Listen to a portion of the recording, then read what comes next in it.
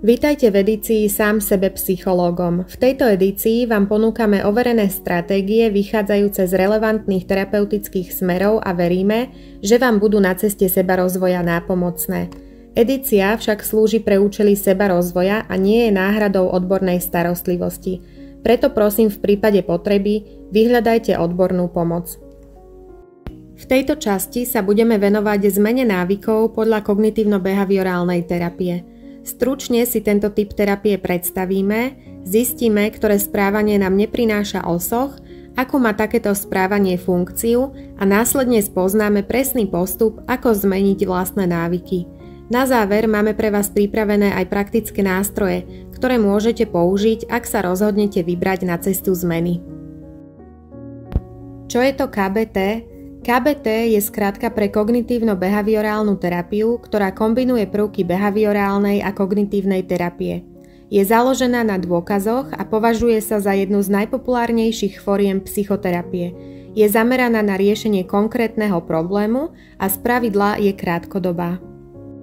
Základný pilier, o ktorý sa opiera náš život, je tvorený myšlienkami, emóciami a správaním. Všetky tieto veličiny sú vo vzájomnom vzťahu a navzájom sa ovplyvňujú, pričom tento vplyv nie je jednosmerný. To znamená, že ak naše myšlienky a emócie ovplyvňujú to, ako sa správame, tak to platí aj opačne, čiže to, ako sa správame, má vplyv na naše myšlienky a emócie. Často napríklad nastáva situácia, že po tom, čo sa nejakým spôsobom zachováme, začneme produkovať také myšlienky a emócie, ktoré dané správanie odôvodňujú. Avšak ako vieme, niektoré správanie je efektívne a konštruktívne pre náš život, prináša nám osoch, ale niektoré správanie nám skôr život sťažuje. Môžeme povedať, že je maladaptívne.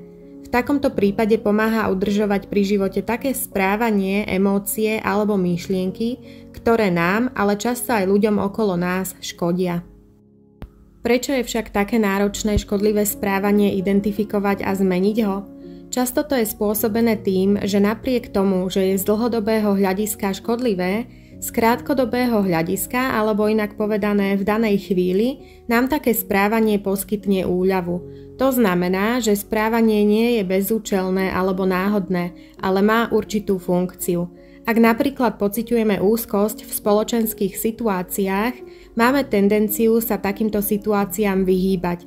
Keď sa spoločenskej situácii vyhneme, krátkodobo pocítime úľavu a teda funkcia maladaptívneho správania sa naplnila.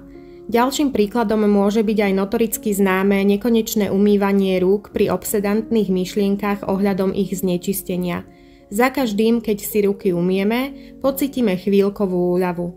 Ak vás teraz napadlo, že na podobnom princípe môže poskytovať chvíľkovú úľavu aj alkohol alebo drogy, máte pravdu. Všetci ale vieme, že z dlhodobého hľadiska voľba takejto úľavy neprináša prospech. Keďže ale dochádza ku dočasnej úľave, správanie opakujeme a čím viac ho opakujeme, tým ťažšie je tento kruh prerušiť. Čo teda spraviť, aby sme takýto kruh prerušili? V prvom rade je dôležité identifikovať problematické správanie a zároveň si aj uvedomiť, akú má funkciu. Prináša mi napríklad uvoľnenie? V ďalšom kroku jasne formulujeme limitácie, aké nám a nášmu okoliu toto správanie spôsobuje. Potom si stanovíme cieľ, aký by sme chceli dosiahnuť. Tento cieľ by mal byť reálny a dosiahnuteľný.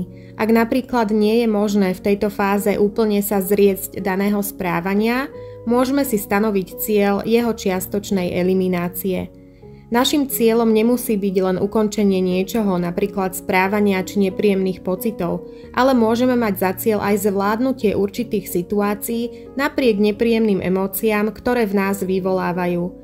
Zamyslíme sa, aký by bol náš život, keby sme túto zmenu zaviedli do života. Čo by nám táto zmena priniesla? Aký vplyv by to malo na naše vzťahy, na náš každodenný život? Na aký efekt sa najviac tešíme?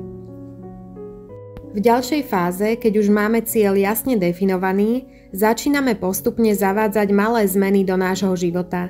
Nie je ľahké nastoliť zmeny zo dňa na deň. Vyžaduje sa veľa opakovaní a rôzne zakopnutia sú súčasťou procesu.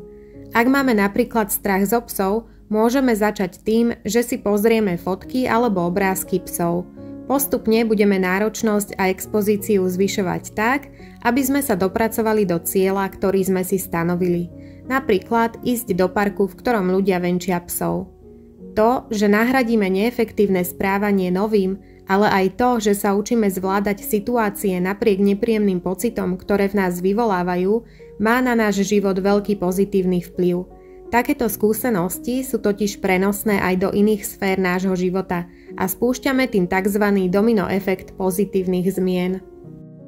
Pre uľahčenie tohto procesu sme pre vás pripravili 2 prehľadné pracovné listy, ktoré si môžete zadarmo stiahnuť na stránke www.lobelia.sk pod záložkou Sám sebe psychológom. Pri zavádzaní zmien vám držíme palce.